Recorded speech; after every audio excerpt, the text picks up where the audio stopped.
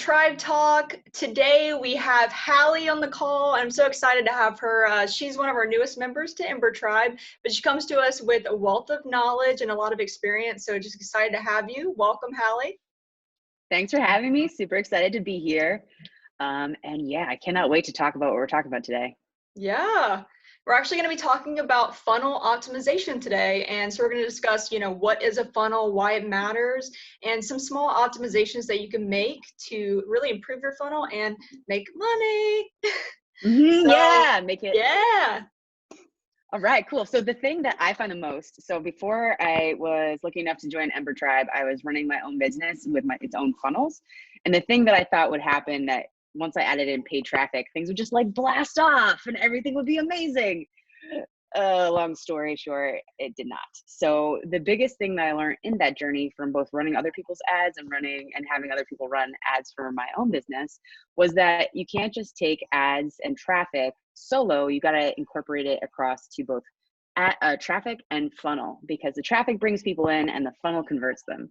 So even if you think you are not running a funnel right now, you totally are. It could look a little bit different from like what Russell Brunson might run versus an e-commerce business versus, a lead gen business. So like a funnel that you might not think about but might be running is one where you have someone come in, they land on your website, they fill out a contact form, they might have a call with you. If you're like a service provider, you might send them a quote and they'd sign it. That's your funnel. So what we're looking at is how many people like know of your service and then sign up for it, and what's the conversion rate at each step.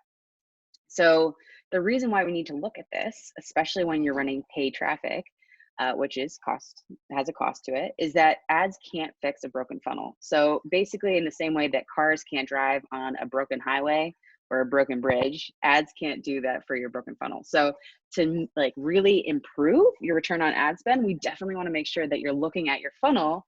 And if you don't have an agency like Ember Tribe who can help you out and like optimize it for you, you definitely still need to consider this when you're working with other paid traffic specialists or growth specialists. So my first thing would be an example. So e-commerce businesses, you definitely, for you folks, you have a much easier setup because Shopify takes care of most of this and it's super easy.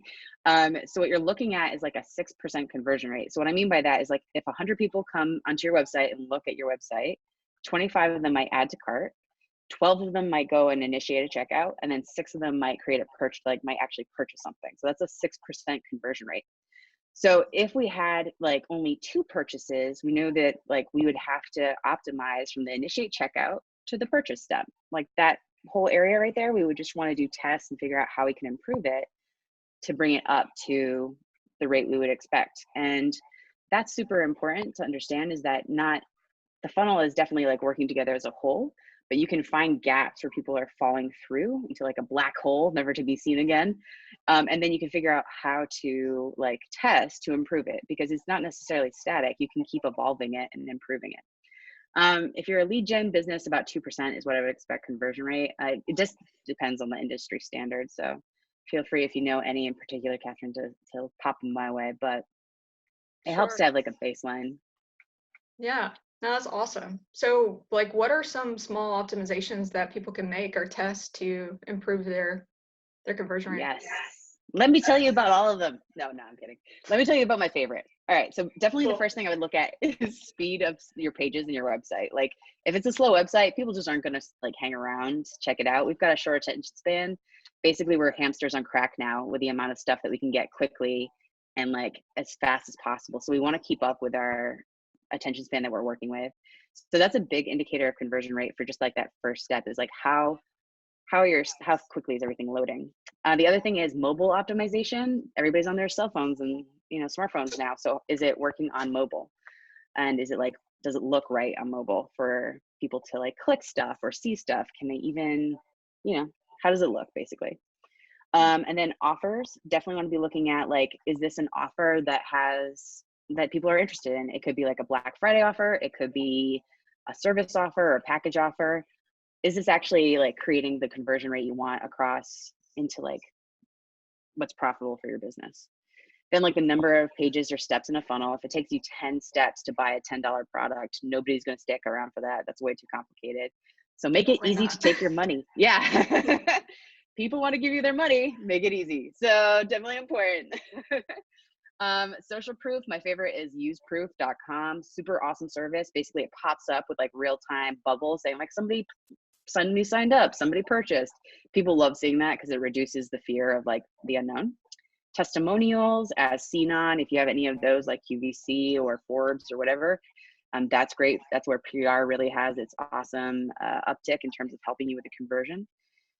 Deadline scarcity. So if you're like, if you have an offer that's expiring soon, definitely want to be promoting that. Scarcity might be number of product available. The messaging around it. So are you talking to the right people? Should you try talking to other people and seeing if that improves your conversion rate? Like you could talk about notebooks, and instead of trying to like sell notebooks to moms, you might try selling notebooks to engineers and seeing if that has a higher conversion rate. Risk mitigation, so anything like guarantees, free returns, number of happy reviews, that helps people feel like this isn't such a big deal, like it's proven. And then bonuses like additional products, free shipping, etc. So if you can keep improving this funnel in terms of like how people are experiencing it and going through it and like reducing the obstacles to getting people from prospect to buyer, then you're definitely going to have a much better return on your ad spend than before. Basically, I recommend just like keeping a Google spreadsheet, track your key metrics, and then just keep finding where the biggest holes are and doing tests and just reporting on them and seeing if they moved you towards where you want to be, which is usually a higher conversion rate or higher average order rate. Yeah, that's awesome. Thank you. Those are some great tests that everyone can run and some good tools too to implement. So thank you, Hallie. And yeah, and thank you all for watching, and we hope you have a great rest of your week. Bye. See ya.